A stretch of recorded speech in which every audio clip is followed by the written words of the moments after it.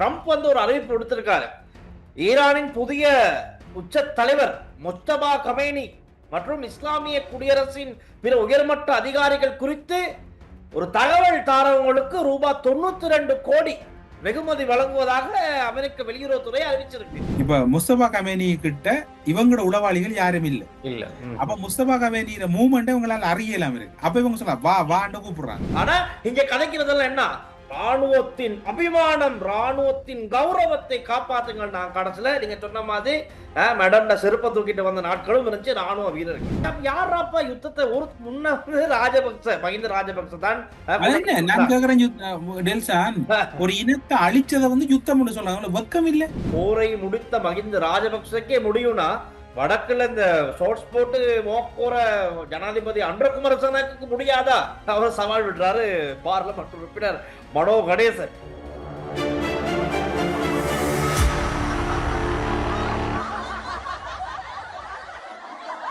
வெளிநாட்டில் இருக்கும் உங்களுக்காக இலங்கையில் இருக்கும் உங்கள் பெற்றோரின் ஆரோக்கியத்தை எங்கள் சொந்த பெற்றோரை போல அன்புடன் நாங்கள் பராமரிக்கின்றோம். மெடி பிளேஸ். வணக்கம். என்ன கதை? என்ன கதை? நல்ல கதை.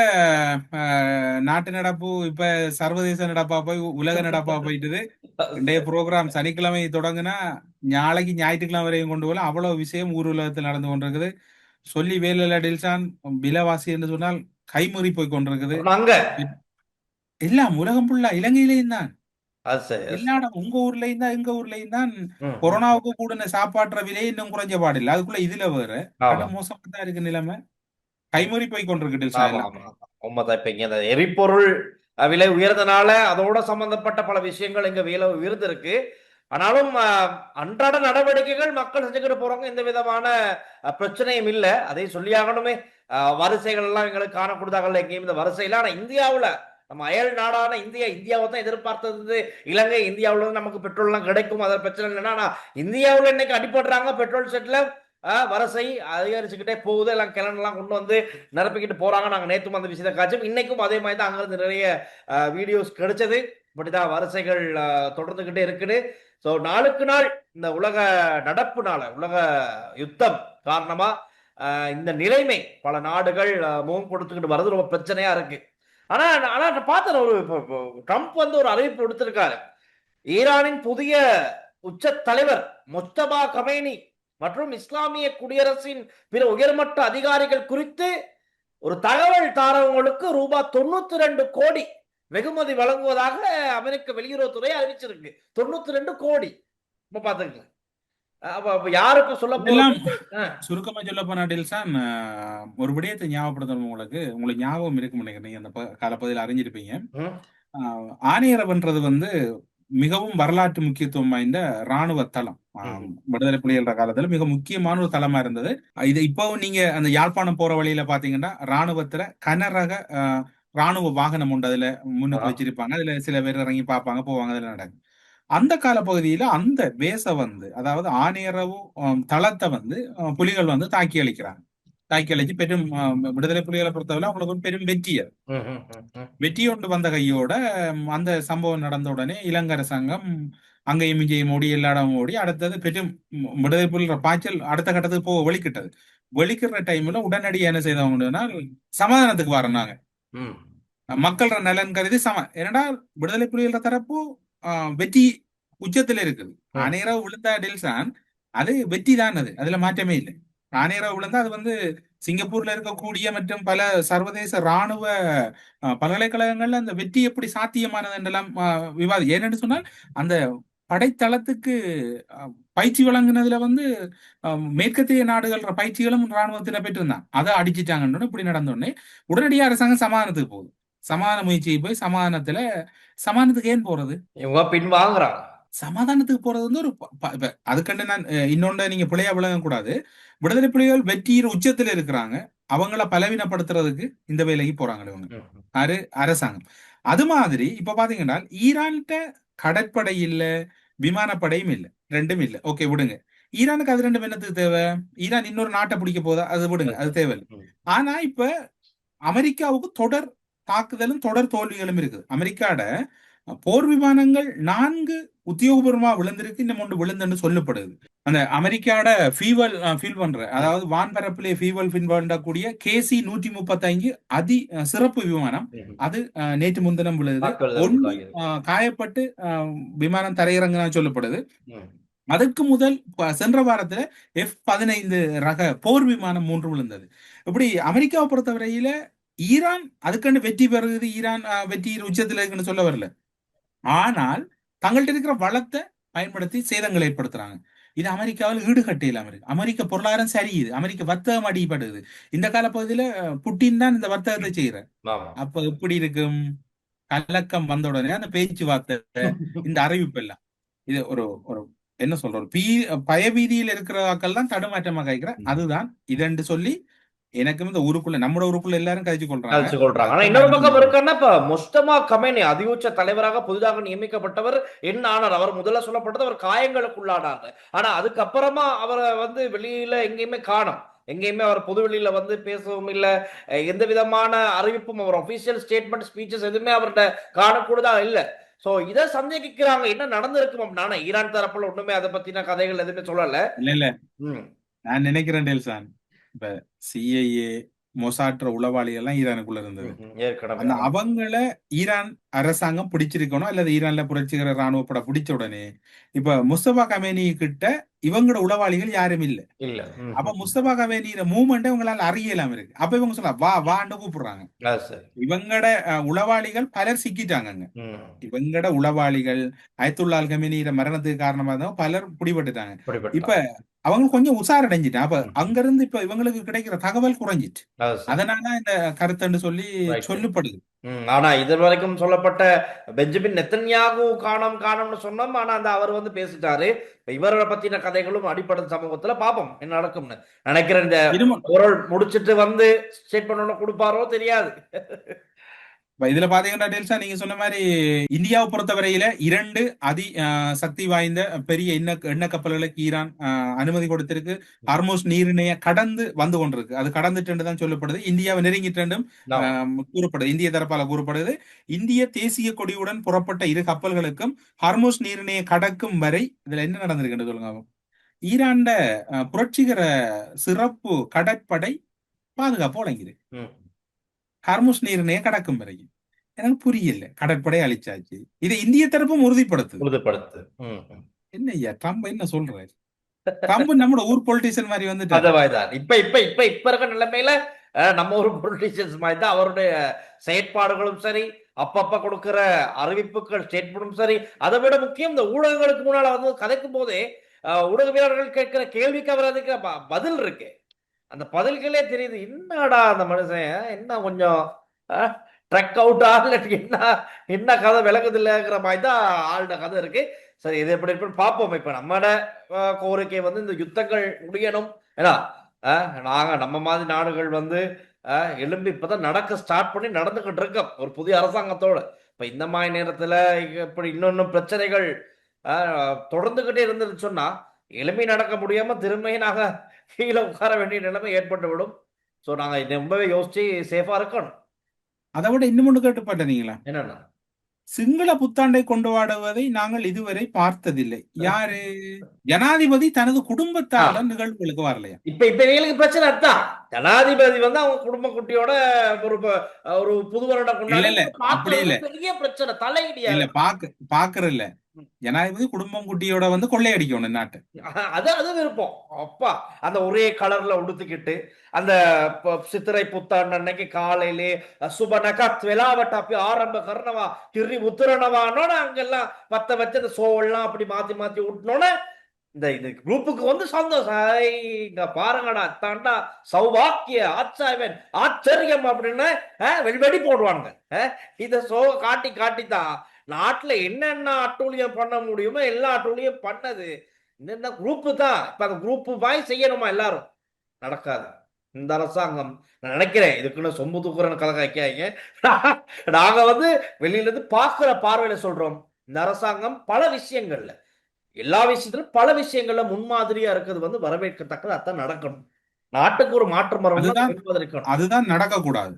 நீங்க எது தான் குழப்படி பண்ணாதான் எங்களுக்கு விருப்பம் இப்ப எல்லாரும் இவங்க சொல்றாங்க. சொல்றவங்க ஆமா ஆமா இது நடக்க கூடாது, இது அந்த மாதிரி இருக்கணும், நாங்க இதுக்கே பழக்கப்பட்டு இப்ப வந்துட்டோம்.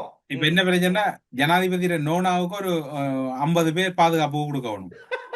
அப்படி கொடுத்தா சரி. அத இப்ப இப்ப உங்களுக்கு எதிர்ப்பு இப்ப ஜனாதிபதி பின்னுக்கே அவங்க நோடாம சுத்தணும், சாரியை கட்டிக்கிட்டு அந்த அவங்க மேடம் மேடம் இருந்தாங்களே பள்ளைய மேடம், அந்த மாதிரி இவங்கள செருப்பு போனா அவங்களோட கால்ல போடுற செருப்பு கூட தூக்கணவங்க ஆமா காவல் அதிகாரி. ஆமா. ஆனா இங்க கதைக்கிறதெல்லாம் என்ன, ராணுவத்தின் அபிமானம், ராணுவத்தின் கௌரவத்தை காப்பாத்துங்கள். நான் கடைசியில நீங்க சொன்ன மாதிரி மேடம்ட செருப்பை தூக்கிட்டு வந்த நாட்களும் இருந்துச்சு ராணுவ வீரர்கள், ரைட். ஆனா பாருங்க இன்னைக்கு அதே லைன்ல என்னோட விஷயம் இருக்கு.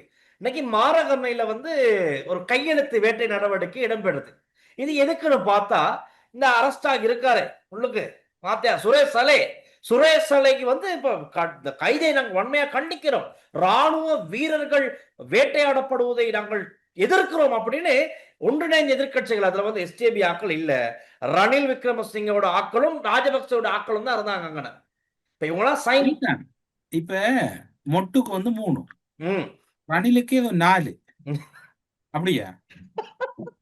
அப்படிதான் 4 3 7 7 சைன் 7 சைடு 7 சைடு அகட அகட 7 சைடோட அவனோட செட்டப் பண்ண ஒரு 10 பேர், ஒரு 10 15 20க்குள்ள ஒரு 20 சைடை வச்சுட்டு அதுக்கு ஒரு விமல் வீரவன்ச வந்தவரா? அவர் வரல, அவர் வரமாட்டார். இப்ப அவர் வந்து பின்னுக்கு இருந்து அப்படி இந்த வாயை பொம்பிக்கிட்டு அப்படி கதப்பாரு, ராணுவ வீரர்களை இது பண்ணுவதை எதிர்க்கிறேன் அப்படின்னு. பைத்தியகாலதனமான செயற்பாடுகளோ தெரியாது. நாட்டுல எப்படியாச்சும் குழப்பம் வந்து உதயகம்மன் பிள்ளை அன்னைக்கு கதைக்கும் போது பாருங்க ஒரு வேர்டு நான் பிடிச்சேன், நான் திரும்ப திரும்ப இன்னைக்கு போட்டு பார்த்துருந்தேன். படையப்ப படத்துல நீலாம்பரி வந்து ரஜினி தாலி கட்டத பார்த்து நான் இன்னைக்கு பல வீடியோக்களை போட்டு போட்டு பார்த்தேன்.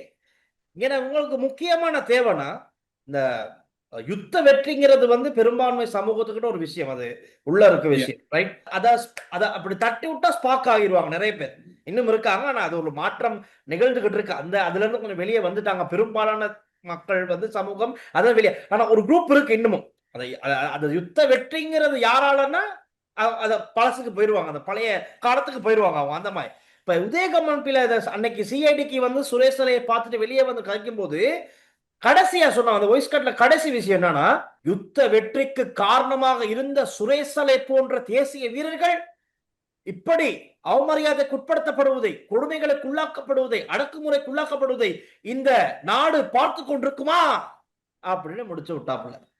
இந்த நாடு பார்த்து கொண்டிருக்கின்றதா என்ன பார்த்து கொண்டு எல்லாம் கத்தணும், குழப்பத்தை உண்டாக்கணும். அங்கிட்டு விமல் வீரவன் சந்தையினால் வாங்கலாம், ராணுவத்தை மதிக்கிற, ராணுவத்தை காக்க வேண்டிய கடமை எங்களுக்கு இருக்கு, பொறுப்பு இருக்கு, எல்லாம் சிஐடி முன்னுக்கு வந்து சத்தியாகிரகத்தை ஆரம்பிப்போம் அப்படின்னு அவர் அங்கிட்டு, ரைட். இப்படி எல்லாம் பிரச்சனைகள் நடந்துகிட்டு இருக்கு. இப்ப என்னன்னா நாட்டை திரும்பியும் குழப்பத்தை உண்டு பண்ணி ஆக்கள் எல்லாம் அங்கங்க வர வச்சு திரும்ப இந்த பிரச்சனைகளை உண்டு பண்றதே இந்த கோஷ்டியோட வேலையா இருக்கு. இதுதான் இன்னைக்கும் இந்த மாரகம சப்ஜெக்ட்ல நடந்த பின்னணியில் இருக்க விஷயம் இதுதான். அதுக்கு இந்த அரசாங்கம் ஒருபோதும் இடம் கொடுக்காது நாங்க நம்புறோம். விசாரணைகள் நடந்துகிட்டு இருக்கு சுயாதீனமா, ரைட். நீதிமன்றத்துல வாத பிரதிவாதங்கள் இடம்பெறுது, சந்தேக நபராத்தான் இன்னமும் விசாரணைகள் இடம்பெற்றுக் கொண்டிருக்கு, இன்னும் குற்றவாளின்னு யாரும் நிரூபிக்கப்படல. ஆனா அதுக்கு போது இவங்களுக்கு குழம்ப பார்த்தா பல சந்தேகங்களை எழுப்புது. நீங்க சொல்லிக் கொண்டிருக்கக்குள்ள நான் ஒரு விடயத்தை தேடினேன். சுரேஷாலோட கைது தொடர்புல ராணுவத்துக்கு எதிரான கைது, ராணுவத்துக்கு பழி வாங்குற கைது, ராணுவம் யுத்த வெற்றியான ராணுவத்தை இப்படி செய்யறதாண்டெல்லாம் யார் சொல்றா? உதயகம்மன் பிள்ளை, அடுத்தது விமல் வீரவன்ச. அப்ப கிட்டத்தட்ட இந்த கைது எப்படி இருக்குது டில்சான்? சட்ட ரீதியான கைது, சரியான பயணிச்சுக்கிட்டு இருக்கு, நீதிமன்றம் அனுமதிச்ச கைது. இங்கதான் கேள்வி வருது என்னன்னு சொன்னால், நீதிமன்ற விசாரணைக்கு இடையூறு விளைவிக்கிறது, நீதிமன்ற நடவடிக்கைகளை குழப்புறது, நீதிமன்ற விவகாரங்களில் தேவையற்ற தலையீடுகளை செய்கிறது, மற்றது நீதிமன்ற விசாரணைகளை குழப்பும் வகையில் வெளிப்புறங்களில் அதற்கு ஆதரவாக ஆட்களை திரட்டுவது நீதிமன்றத்துக்கு எதிராக. இதெல்லாம் தான் இப்ப ஒரு இது சட்டமாதிய திணைக்கள நினைச்ச நீங்க நேற்று கட்டுறீங்க அவதூறாண்டு. இந்த விஷயத்த அவதூறு இல்ல, அதாவது ஒரு நாட்டுல மிக முக்கியமான விவகாரங்களை கையாளக்குள்ள இந்த குழப்பத்துல ஈடுபடுறவங்களை கைது செய்யறதுக்கு அனுமதி தர சொல்லி நீதிமன்றத்துல ஒரு அனுமதி கேட்கலாம். இந்த நீங்க சொன்ன தியாகி என்று சொல்ற அவங்கள் தியாகி என்று கூறுற சுரேஷ் ஆலை தொடர்பா ஒரு விடயம் கூறப்படுது. ம், ம், ம். மூன்றாவது சந்தேக நபர், அதாவது உயிர்த்த ஞாயிறு தாக்குதலின் மூன்றாவது சந்தேக நபர் தொடர்பாக முன்வைக்கப்பட்டுள்ள விடயங்கள் உயிர்த்த ஞாயிறு தாக்குதலுடன் நேரடியாக தொடர்புபட்டவை. ஆம். ம். அவை கடமை தவறியமை போன்ற ஏனைய விடயங்கள் அல்ல. அல்ல. எனவே முன்னைய உத்தரவுகள் நடைமுறைப்படுத்த கடமை தவறியதோ, அல்ல. மற்றது ஆம். இவர் கடமை நேரத்துல உறங்கிட்டாருன்றதோ, அதெல்லாம் அல்லது விசாரணைக்கு லேட், அது இல்ல. இவர் உயிர்த்த ஞாயிறு தாக்குதலோட நேரடியா தொடர்புபட்டு கோட்டை நீதவான் இசுரு நெத்திகுமார் மிக சொல்லிருக்கு. தெளிவா ஆம். கண்ட ஓர்டர், அதாவது கடந்த இந்த வாரம் வழங்கின ஓர்டர்ல கொடுத்திருக்கிற. இவ்வளவும் சொன்னதுக்கு பிறகு ஒரு சட்டத்தரணி என்று சொல்லக்கூடிய உதயகம்மன் பிளவாக இருக்கலாம், அங்க இருக்கக்கூடிய ஏழை, அதாவது SLPP மற்ற ஐக்கிய தேசிய கட்சியாக்கள் இதுக்கு முரணா கதைப்பாங்கன்னு சொன்னால், இப்ப வார தவணைக்கு முதல் இது கிட்டத்தட்ட சொல்ல போனா இதுல கர்தினால் மல்கம் ரஞ்சித் ஆண்டகை அவர்கள் குறிப்பாக, அதாவது கர்தினால் மல்கம் ரஞ்சித் அவர்களுடைய செயலாளராக இருக்கக்கூடிய அருட்தந்தை சிறில் காமினி அவர்கள் இதுல கவனம் செலுத்தவனும், இவர்கள் இதை திசை திருப்ப பாக்குறாங்க, அல்லது இந்த எங்களுடைய நாட்டு நடப்பு பார்க்கக்கூடிய கிறிஸ்தவ மதத்தினுடைய தலைவர்களாக இருக்கக்கூடிய ஆயர்கள், அருட்தந்தையர்கள், அல்லது அருட்சகோதரி, அருட்சகோதரர்கள் யாராவது இந்த விடயங்களை உடனடியா நீங்க இதை கவனத்துக்கு கொண்டு வரணும். காரணம் என்னன்னு சொன்னால், இதை கவனத்துக்கு கொண்டு வரலன்னா குழப்பிடுவாங்க. இவங்க குழப்புறதுக்கு நோக்கி நகர்ந்து நீதிமன்றம் தெளிவா சொல்லி இருக்குது, இது உயிர்த்த ஞாயிறு தாக்குதலோட இவர் மூன்றாவது சந்தேகம் நேரடியாக தொடர்பட்டவர், கடமை தவறியதோ வேற இந்த விடயங்களுக்காக இவர் கைது செய்யப்படல கிளியர் கட்டா சொன்னது பிறகு என்னோட கையில் தடுப்பீங்க. அத்தான் இப்ப இதை விடவுன்னா இப்ப நாங்க சிறில்காமினி ஃபாதர் பத்தி காய்ச்சிருந்தோம். நினைக்கிற சுரேஷ் சலே கைது செய்யப்பட்டு அடுத்த நாள் நாங்க எதிர்பார்த்தோம் கத்தோலிக்க திருச்சபையிலிருந்து கொழும்பு உயர்மறை மாவட்ட பேரவையிலிருந்து உடனடியாக ஏதாச்சும் ஸ்டேட்மெண்ட் விடுவாங்க. ஆனா அவங்க பிரஸ் மீட்டே வச்சு சொன்னாங்க. ஏன்னா அன்றைக்கு அந்த கைதை அடுத்து சோசியல் மீடியாவுல தொடர்ந்து எதிர்ப்பு. சாணி அபேசேகர அவருடைய தேவைக்கு செயற்படுறாரு, இது அரசியல் பழிவாங்கல், ராணுவ வேட்டை, பழிவாங்கல், அடக்குமுறை, இப்படியெல்லாம் போட்டு வேர்ட்ஸை போட்டு போஸ்டுகள் நிறைய ஷேர் ஆனதை அடுத்து அடுத்த நாள் ஃபாதர் சிறில் காமினி என்ன சொல்றாருன்னா, இப்போ எதிர்ப்பு தெரிவிச்சு கத்துறவங்க எல்லாருமே ஒரே குரூப் தான். சோ இது யாருமே பின்வாங்க வேண்டிய அவசியம் இல்லை. நீதிமன்றத்துல ஒரு சந்தேக நபரா அவர் குறிப்பிடப்பட்டு இப்ப விசாரணைகள் நடக்குது.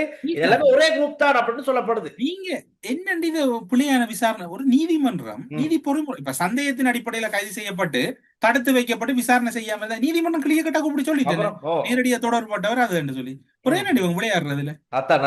உயிர்த்த ஞாயிறு கிறிஸ்தவ மக்கள் உயிர்த்த ஞாயிறு தினத்துக்காக காத்திருக்கிற அந்த உயிர்த்த ஞாயிறு தினத்துக்கு முதல் உயிர்த்த ஞாயிறு தாக்குதலோட தொடர்பானவர்கள் தொடர்பான விவரங்கள் திட்டத்திலே கூறப்படும். அது நோக்கி நகருது. முக்கியமா கோட்டாபய ராஜபக்ச விசாரிக்கப்பட வேண்டும். ஏன்னா அவரை நீதிமன்றத்துல சொல்லப்பட்டிருக்குது, அவரு எப்படி பாதுகாப்பு சபையில அழுத்தம் கொடுத்தாரா அப்படிங்கிற விஷயம், தேர்ட் டிஎன்ஏ டெஸ்ட் எடுக்கும்படி அழுத்தம் கொடுத்தாருன்னா அது எதற்காக அவர் அழுத்தம் கொடுத்தார், என்ன அடிப்படையில் அவர் அழுத்தம் கொடுத்தார் அப்படிங்கிறது தேடி பார்க்குமாறு சிஐடிக்கு பணிப்புரை கொடுத்திருக்கப்பட்டது. சோ பாப்போம், அது சம்பந்தமாகவும் விசாரணைகள் இடம்பெறும் போது இன்னும் இந்த விஷயம் அடுத்த கட்டத்தை நோக்கி சூடுபடுக்கும். இன்னும் கொஞ்சம் பேர் கதறதுக்கு தயாரா இருப்பாங்க. ஆனா இந்த குரூப்புக்கு நான் ஒரு விஷயம் நோட் பண்ணேன். இப்ப சுரேஷ் சலே மலேசியாவோட தான் சொல்றாங்க, அப்புறம் புலனாய்வு பிரதானிங்கிறான். நான் நினைக்கிற மாதிரி இன்னைக்கு கத்திரவங்க பாதி பேர் சுரேஷ் சலையை பார்த்தே இருக்க மாட்டாங்க. சரியா, பார்த்தே இருக்காத பட்சத்தில் இன்னைக்கு இப்ப என்ன சொல்றது, சுரேஷ் சலை போன்ற ஒருவர் இல்லாவிட்டால் யுத்தத்தை நிறுத்தியிருக்க முடியுமா?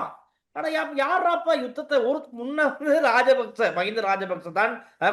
நான் கேக்குறேன், ஒரு இனத்தை அழிச்சதை யுத்தம் சொல்றாங்க, வெக்கம் இல்ல சொல்ல எங்க பாருங்க, அங்க அந்த சனம் தங்களோட இடம், அவங்களோட வாழ்ந்த இடம் எல்லாம் விட்டுட்டு அவங்கள சுரேஷாலை தேசிய புலனாய்வு பிரிவுல இவர் எத்தனை பேர் சந்தேகத்தின் அடிப்படையில் கைது செய்திருப்பாரு, எத்தனை பேர் குடும்பம் நினைக்கிறேன். திருவோணமலை அம்மாட சகோதரம் அந்த 31 வருடம் சிறையில் இருக்கிறதும் அப்ப இவர கைங்கரியம் தானே. அதான் இப்ப இவங்களோட வாதங்கள் எல்லாம் பார்க்கும்போது ஒரு பக்கம் நகைச்சுவையா இருக்கு. ஆனா இருப்பினும் இதுக்கெல்லாம் ஆக்ஷன் எடுக்கப்படணும். ஏன்னா பிள்ளையார் உள்ள போகும்போது என்ன சொன்னாங்க, ராஜபக்ச எல்லாம் நாமல் ராஜபக்ச எல்லாம் சொன்ன ஒரே கருத்து என்ன, பாருங்கள் எல்டிடில இருந்து வெளியே எங்க ராணுவத்துக்கு உதவுனவங்க இந்த யுத்தத்தை முடிக்க உதவுன பிள்ளையார் இன்னைக்கு கைது பண்ணப்பட்டார்னா அவருக்கு ஒரு டேக் லைன். சரியா, யுத்தத்தை முடிக்க பிள்ளையார் உதவி. சரி, ஓகே. அப்புறம் இப்ப சுரேஷ் சலே யுத்தத்தை முடிக்க உதவியவர். இப்ப இத அப்ப அடுத்து யாரு அப்ப அப்படி லிஸ்ட் வாரவங்க எல்லாம் யுத்தத்தை முடிக்க யார் ஒரு ஆள் இல்லையா அப்படின்னு இப்ப கேட்க தோணுது. கேக்குறாங்க, அரஸ்ட் பண்றவங்க எல்லாம் யுத்த வீரர்கள். இன்னும் ஒரு நாட்டா வருவார் சரத் பொன்சேகா, நான் தான் அங்க இருந்தேனா அதுதான். இப்ப அவரை வந்து ஜம்பர் போட்டு சிறைக்கு அனுப்புற நேரம் யாரும் யுத்தத்தை பத்தி கதைக்கல.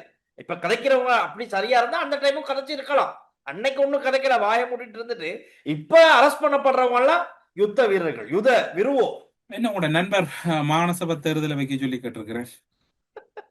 போரை முடித்த மகிந்த ராஜபக்சக்கே முடியும்னா வடக்குல இந்த ஷோர்ட்ஸ் போட்டு வாக் போற ஜனாதிபதி அன்றகுமாரசனக்கு முடியாதா? செஞ்சு காட்டுங்க அப்படின்னு அவர் சவால் விடுறாரு பார்லமெண்ட் உறுப்பினர் மனோ கணேசன். போர் செய்த மகிந்தவுக்கு செய்ய முடிந்தது வடக்கே காதலுக்கு உங்களுக்கு ஏன் முடியவில்லை அப்படின்னு ஜனாதிபதி அன்றை பார்த்து கேட்கிறார். என்ன கதை உங்களோட சொல்லுங்க பாப்போம் பதில. வடக்கில் மாகாண சபை தேர்தலை நடத்த முடியவில்லை. வடக்கில் மாகாண சபை தேர்தல் நடத்தணுமா இல்ல என்ன தேசிய நடத்தணுமா? இல்ல எனக்கு விளங்கல.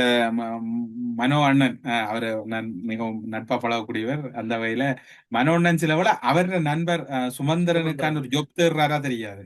ஏன்னா சுமந்திரனும் வந்து மாகாண சேவைங்க. இது வந்து இப்படித்தான், இது ஒரு வேலை வாய்ப்பு, அரசியல்வாதிகளுக்கு வேலை வாய்ப்பு. இப்ப கிடைச்ச மாகாண சபை விக்னேஸ்வரம் முதலமைச்சரா இருக்கக்குள்ள கிடைச்ச மாகாண சபையில எத்தனை நீதி சட்டங்கள் ஏற்றினாங்க. அங்க போய் என்ன நடந்த குடும்பி சண்டை விக்னேஸ்வரனுக்கும் சுமந்திரனுக்கும். நீங்க பெருசா நான் பெருசாண்டு 2 பேருக்கும் அடி. கடைசி அவர் என்ன, இவர் என்ன மாணவன், அவர் என்ன சொன்ன, இவருக்கு அரசியல் தெரியாண்டு இப்படி அடிபட்டு இடையில முன்கதிரையில இந்த சிவஞானம் எல்லாரையும் குழப்பி விட்டுட்டு ஒன்றுமே செய்யுது. அதுல உண்மையில இன்றைக்கு வரைக்கும் வடமாகாண சபையில ஒழுங்கா நியதி சட்டம் இல்லை, ஒன்றும் இல்லை. கேக்குறேன் நான், என்னது மாகாண சபைண்டா உங்களுக்கு ஜொப்பா? இது என்ன ஜொப் ஆப்பர்ச்சுனிட்டியாது? இப்ப என்ன பிரச்சனை? இப்ப அவருக்கு ஜொப் இல்ல, யாருக்கு? மனோ அண்ணன் ஃப்ரெண்ட் சுமந்திரனுக்கு. அவருக்கு இப்ப அதுக்கு நீங்க அவர சிவி எடுத்து இவர்கிட்ட கொடுங்க, ஜனாதிபதிட்ட. ஜனாதிபதியும் கூப்பிட்டு வரா முதல்ல அவரை நீதியமைச்சரை வர சொல்லி. அதெல்லாம் என்னத்துக்கு சொல்றாரு தெரியுமா? அதெல்லாம் இப்ப அத குவாலிகேஷன்ல வருது. சும்மா ஒண்டி கொண்டியா மோத ஒண்ணும் இவர் வந்து ஸ்பெசிபிக்கா கேட்கிறாரு, வடக்கில் ஏன் மாகாண சபை தேர்தலை நடத்த முடியவில்லை? பொதுவா அதை விட மனோண்டம் படிவா கேட்டிருக்கலாம். என்னுடைய நண்பன் சுமந்திரனை முதலமைச்சராக்குவதில் உங்களுக்கு என்ன சிக்கல் இருக்கிறது இல்லையா? மற்ற டீல்ஸான் இப்ப நீங்க இப்ப எல்லாம் யதார்த்தமா கேட்கல நடாம, உங்களுக்கு ஒரு ஆப்பர்ச்சுனிட்டி தான், நீங்க என்ன எந்த அளவுக்கு பயன்படுத்தினீங்க? நீங்க பொதுவாக வந்து உங்களோட கட்சியும் உங்களால ஒழுங்கா நடத்த தெரியாது. டேட்டு பாருங்க, யாழ்ப்பாண இந்து கல்லூரியும் கொழும்பு இந்து கல்லூரி அவங்களோட விவாத அரங்குல தமிழ் அரசியல் திறமையில அவங்க கிழிச்சு தொங்க விடுறாங்க. அவ்வளவுதான், சம்பவம் பண்ணிட்டாங்க. தமிழ் தேசிய கட்சிகளின் தலைவர்களுக்கு எடுத்த தற்சார்பான முடிவுகளால் ஏற்பட்ட தமிழ் அரசியலின் சிதறல்கள். இன்று என்ன பிரச்சனை என்னவென்றால், வீட்டிலே சுமந்திரனும் ஸ்ரீதரனும் சிவஞானும் சாணக்கியனும் 4 மூலைகளிலே 4 கொள்கைகளோடு இருப்பார். அந்த இடத்திலே சைக்கிளை எடுத்துக்கொண்டு சாணக்கியன் அவர்கள் ஓடிவிடுவார், கஜேந்திரகுமார் அவர்கள் ஓடிவிடுவார். பின்னர் அங்காலே பார்த்தால் மாம்பழத்தை பறித்துக் கொண்டு எங்களுடைய ஐங்கரநேசன் அவர்கள் இருப்பார். இதுதான் எங்களுடைய தமிழ் கட்சிகளுடைய தலைமையினுடைய பிரிவினையாக இருக்கிறது என்றால், இன்று தமிழ் கட்சிகள் 10ஆக பிரிந்திருக்கிறது. அதன் காரணமாக இன்று அனுர அரசாங்கத்திற்கு விகிதாசார முறையின் அடிப்படையிலே 3 ஆசனங்கள் சென்றிருந்தே தவிர, இன்று தமிழ் கட்சிகளுக்கு எங்களுடைய தமிழர்களுடைய ஆதரவானது தேர்தல்களின் அடிப்படையிலே அதிகமாகத்தான் இருக்கிறது. இப்ப பாத்தீங்கன்னு சொன்னால், இப்ப அந்த மாணவர்கள் ஆதங்கத்தை பாருங்க. அவங்க என்ன சொல்றாங்க, நீங்க எல்லாரும் ஒரே லைனுக்கு வாங்கண்டு. நீங்க கேள்வி கேட்ட முழு பேரையும் என்ன சொல்ற, நீங்க ஒரு என்ன சொல்ற, அடுத்த கட்டத்துல வாய் திறக்க இல்லாத மாதிரி ஆக்குற ஒரு நிலைமை வந்து மிக மோசமானது, மிக மிக மோசமானது. இவ்வளவு பிரச்சனை ஈரான் இஸ்ரேல் அமெரிக்கா கடையில் நடக்கக்குள்ள டெல்சான் வந்தார் சிங்கம் நம்மட இறங்கிட்டாரு. நீங்க வழிவிடுங்க. என்னன்னா தென்கொரியாவும் அமெரிக்காவும் ஒன்றிணைந்து ஒரு ராணுவ பயிற்சி போய்கிட்டு இருக்கு. அந்த டைம் தான் நினைக்கிறேன். ஆமா, நேற்று அமெரிக்காவும் தென்கொரியாவும் சேர்ந்து ஒரு ராணுவ பயிற்சி நடைபெற்றுக் கொண்டு இந்த நிலையில உடனே எட்டி பார்த்திருக்கிறார் கடற்பக்கத்துல. என்னடா 2 பேர் தலை தெரியுது என்ன செய்திருக்கிறார்கள் சொன்னால், உடனடி அந்த சீனுக்கு வந்து வடகொரிய கிழக்கு கடல் நோக்கி பாலிஸ்டிக் ஏவுகணைகளை பரிசோதிச்சிருக்கிறார். அவருக்கு ஒன்றும் இல்ல, நான் இருக்கிறேன்னு நீங்க என்ன கூப்பிட்டு கேட்கல, நான் வந்து அடிக்கிறேன்னு அடிக்க. இதுல வந்து அமெரிக்காவும் இஸ்ரேலும் வந்து திணறி கொண்டிருக்கிறாங்க. இவர் என்ன முடிவெடுப்பாருன்னு அவரை தவிர ஒருத்தருக்கும் தெரியாது. அதனால இது ஒரு என்ன சொல்ற, அவர் அந்த நடவடிக்கை வந்து ஒரு மிக மோசமா இருக்கலாம்னு எதிர்பார்க்கப்படுது. அதோட இன்னும் ஒரு தகவல் டில்சான், பதிலடி நிச்சயம். இந்திய பெருங்கடலில் ஈரான் தாக்குதலுக்குள்ளான போர்க்கப்பலை அழித்த அமெரிக்காவுக்கு பதிலடி கொடுக்காமல் நிறுத்த மாட்டோம் என்று ஈரானினுடைய ராணுவ தளபதி அதி உச்சமான மிரட்டல் விட்டிருக்கிறார். இந்த யுத்தம் முடிய போறதுல ஈரான் ராணுவ தளபதியோட மிரட்டல், அதே போன்று இங்க இவங்களோட கருத்தண்டு ஒட்டுமொத்தமா ரணகளமாக போகுது. நாளை மறுதினம் வரும்போது சில வேளை கட்டாயம். என்ன மாற்றங்கள் நடந்திருக்குமோ தெரியாது டெல்சான். ஆனா ஆமா. இருந்தாலும் நாளைக்கு பல செய்திகளோட சந்திக்கலாம்னு சந்திப்போம். எதிர்பார்க்கிறோம். ஓகே டெல்சான், பாய். ஓகே, பாய் பாய் பாய்.